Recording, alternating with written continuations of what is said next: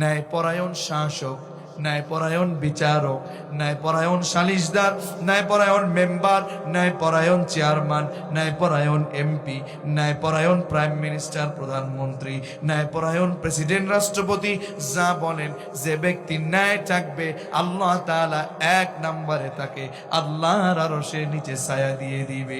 সুবহানাল্লাহ। কিন্তু আমি বিচারক হলাম, আমার হাতে ক্ষমতা আছে, আমার হাতে বিচারের সুযোগ আছে, আমার হাতে রায় আছে, ফয়সালা আছে। যদি আমি সেই রায়, সেই ফয়সালা, বিচারটা যদি কোরআন দিয়ে না করি, আল্লাহ বললেন ওয়া মাল্লাম ইয়াহকুম বিমা আনজালাল্লাহু ফাউলাইকা হুমুল কাফিরুন। জোরে বলেন আল্লাহু আকবার। আল্লাহ বললেন যারা কোরআন থাকার পরেও কোরআন দিয়ে যারা বিচার করে না, কোরআন দিয়ে যারা রায় দেয় না, কোরআন দিয়ে যারা হুকুম করে না, ওরা হলো কাফের। কোথাও বলেছেন ওরা হলো জালেম, ওরা হলো ফাসিক। কথা বলুন ঠিক কিনা?